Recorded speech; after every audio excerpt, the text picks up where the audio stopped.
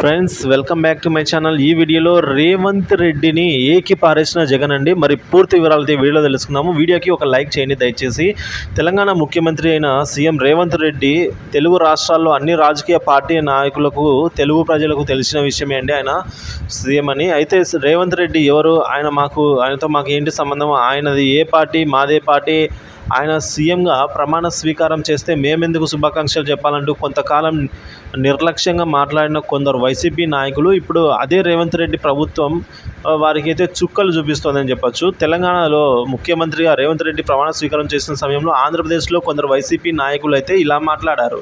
So Revanth Reddy ఎవరండి, పక్క రాష్ట్రంలో సీఎంగా ప్రమాణ స్వీకారం చేస్తే మేమెందుకు అక్కడికి వెళ్ళాలి, ఇక్కడ మాకు చాలా పనులు ఉన్నాయి, మా నాయకుడు వైఎస్ జగన్మోహన్ రెడ్డి, మాది వైఎస్ఆర్సీపీ పార్టీ, మా నాయకుడు జగన్, సో రేవంత్ రెడ్డి కాంగ్రెస్ నాయకుడు అంటూ ఆంధ్రప్రదేశ్ మాజీ మంత్రి కొడాలి నాని తెలంగాణ ముఖ్యమంత్రిగా రేవంత్ రెడ్డి ప్రమాణ స్వీకారం చేస్తున్న సమయంలో ఇలా మాట్లాడారు. సో ఇప్పుడు వైసీపీ చీఫ్ వైఎస్ జగన్మోహన్ రెడ్డికి చెందిన హైదరాబాద్లోని లోటస్ పాండ్ ఇంటి ముందర అక్రమంగా నిర్మించిన కట్టడాలను జీహెచ్ఎంసీ అధికారులు తొలగించేశారు.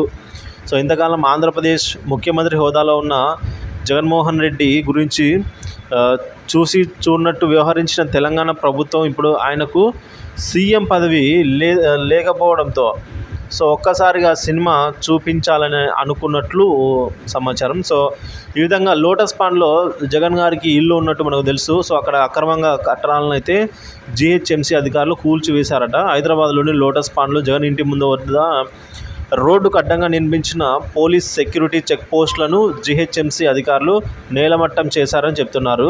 సో రోడ్డుకు అడ్డంగా నిర్మించిన పోలీస్ సెక్యూరిటీ చెక్ పోస్టులు అండి. సో వాటినైతే ఇప్పుడు జీహెచ్ఎంసీ లేకుండా ఇస్తుంది. సో లోటస్ పాండ్లో జగన్ ఇంటి ముందు రోడ్డుకు అడ్డంగా కట్టడాలు నిర్మించారని పలువురు ఫిర్యాదు చేశారని, ఈ అక్రమ కట్టడాలన్నింటినీ కూడా తొలగించాలని లోటస్ పాండ్ సిబ్బందికి నోటీసులు ఇచ్చామని, తర్వాత వాటిని కూల్చేసామని, ఫస్ట్ నోటీసులు ఇచ్చి తర్వాత కూల్చేసామని జీహెచ్ఎంసీ అధికారులు అయితే అంటున్నారండి.